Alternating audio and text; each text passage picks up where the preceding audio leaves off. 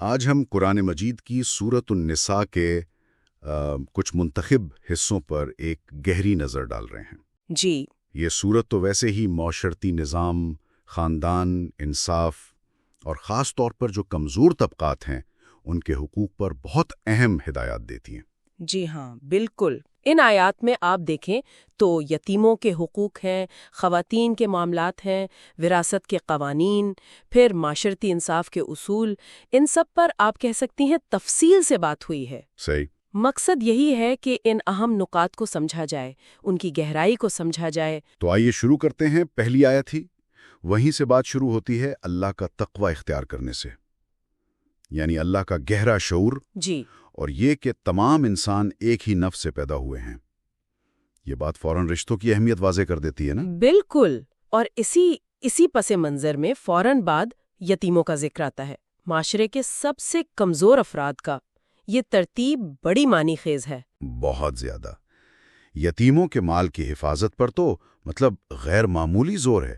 کئی آیات ہیں، جیسے آیت 2، آیت 10، سختی سے منع کیا گیا ہے کہ ان کا مال اپنے مال میں ملاؤ یا بدل کر کھا جاؤ۔ جی جی۔ آیت 10 میں تو یہاں تک کہا کہ یہ اپنے پیٹ میں آگ بھرنا ہے۔ بالکل، آگ بھرنے کے مترادف۔ اور ساتھ ہی یہ بھی کہ جب وہ سمجھدار ہو جائیں تو ان کا مال ان کے حوالے کرو۔ اس میں ایک بہت ہی آپ کہیں عملی پہلو بھی ہے، آیت 6 میں، کہ یتیم کی جو دیکھ بھال کر رہا ہے اگر وہ خود ضرورت مند ہے اچھا، تو اسے اجازت ہے کہ وہ مناسب طریقے سے دستور کے مطابق اس مال میں سے لے لے، لیکن فضول خرچی نہ ہو۔ صحیح۔ اور جب مال حوالے کرنا ہے تو گواہ بنا لو تاکہ شفافیت رہے۔ یہ صرف حفاظت نہیں، ایک پورا نظام ہے ذمہ دارانہ انتظام کا۔ ہاں، ذمہ داری اور پھر یتیم کو بااختیار بھی بنانا۔ بالکل، یہ واقعی بہت متوازن بات ہے۔ اچھا، تو یہ جو معاشرتی تحفظ کا دائرہ ہے، یہ پھر خواتین کے حقوق تک جاتا ہے؟ آیت 4 میں حکم ہے کہ عورتوں کو ان کا مہر خوش دلی سے دو۔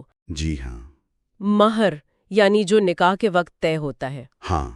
اور نکاح کے حوالے سے دیکھیں تو آیت 3 میں جو ایک سے زیادہ شادی کی اجازت ہے اسے جوڑا گیا ہے یتیموں کے ساتھ ناانصافی کے خدشے سے۔ اچھا۔ جی، اور شرط وہی ہے، بیویوں کے درمیان مکمل عدل۔ اگر عدل کا یقین نہ ہو تو صاف کہا گیا کہ ایک ہی بیوی کافی ہے۔ ٹھیک۔ پھر آیت 34 میں مردوں کو قوامون کہا گیا، یعنی نگران، خاندان کے معاملات چلانے والے۔ ہاں، اس کی وجہ بھی بتائی گئی؟ جی، وجہ بتائی ہے، اللہ کی دیوی بعض فضیلتیں اور مردوں کا مال خرچ کرنا، یعنی ان کی مالی ذمہ داری۔ لیکن اسی کے ساتھ آیت 19 میں عاشروہن بالمعروف بھی ہے، یعنی بیویوں سے بہت اچھے سے پیش آؤ۔ بالکل، چاہے وہ ناپسند ہی کیوں نہ ہو۔ ہاں، یہ بھی کہا۔ اور اگر تعلقات بگڑنے کا ڈر ہو، آیت 35 ایک بڑا عملی حل بتاتی ہے۔ جی، وہ ثالث مقرر کرنے والا۔ ہاں، کہ دونوں خاندانوں سے ایک منصف اور وہ صلح کی کوشش کریں، مطلب خاندان کو بچانے پہ زور ہے یقیناً۔ اور خاندان کے استحکام میں وراثت کی منصفانہ تقسیم بھی بہت اہم ہے۔ آیت 7 تو بالکل واضح کہتی ہے۔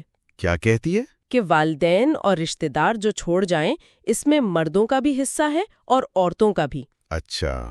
چاہے مال تھوڑا ہو یا زیادہ، یہ حق ہے، کوئی خیرات نہیں۔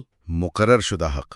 پھر آیات 11، 12 اور آخری آیت 176 میں تفصیلات بھی ہیں، اولاد، والدین، میاں بیوی، بہن بھائی۔ جی، سب کے حصے، جیسے بیٹے کا حصہ بیٹی سے دگنا، والدین کا حصہ اولاد کے ہونے یا نہ ہونے پر الگ۔ ہاں، یہ سب ہے۔ اور اہم بات یہ کہ یہ تقسیم کب ہوگی؟ وصیت پوری کرنے اور قرض ادا کرنے کے بعد۔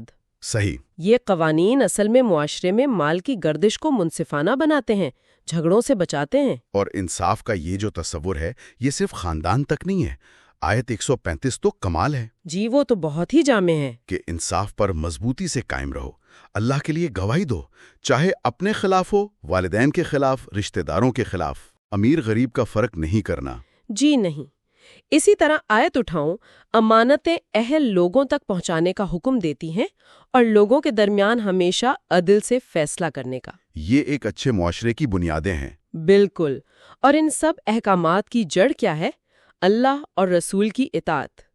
آیت 16 کہتی ہے، کوئی اختلاف ہو تو معاملہ اللہ اور رسول کی طرف لوٹاؤ۔ اور ایمانیات میں شرک کا معاملہ آیات 48 اور 116 میں اسے ناقابل معافی کہا گیا ہے اگر توبہ نہ کی ہو۔ جی، اگر بغیر توبہ مر جائیں۔ البتہ دوسرے گناہ اللہ کی مرضی پر ہیں، وہ چاہے تو معاف کر دے۔ تو خلاصہ کیا نکلا؟ یہ آیات زندگی کے ہر پہلو کو، مطلب ذاتی تقوی سے لے کر خاندان، معیشت، معاشرتی انصاف، سب کو ایک نظام میں پروتی ہیں۔ جی ہاں، ایک مربوط نظام نظر آتا ہے۔ اور ان تمام ہدایات کا محور ایسا لگتا ہے کہ ایک ایسا معاشرہ ہے جو انصاف پر، ہمدردی پر، جواب دہی پر قائم ہو۔ بالکل، جہاں کمزوروں کا خیال رکھا جائے، ہر ایک کو اس کا حق ملے۔ یہاں جو بات مجھے بہت اہم لگی وہ یہ کہ کس طرح انفرادی ذمہ داری جیسے تقویٰ ہے، انصاف پسندی ہے، اسے براہ راست جوڑا گیا ہے اجتماعی بھلائی سے۔ یتیموں کا خیال، خاندانوں میں صلح۔ ہاں، یہ تعلق بہت واضح ہے، فرد اور معاشرہ جڑے ہوئے ہیں۔ تو یہ تعلق آج کے دور میں جہاں معاشرتی ڈھانچے کچھ بکھر سے رہے ہیں، یہ تعلق ہمارے لیے کیا پیغام رکھتا ہے؟ یہ ایک اہم سوال ہے۔ یہ سوال ہم اپنے سننے والوں کے لیے چھوڑ جاتے ہیں۔ اس پر ضرور غور کیجیے گا۔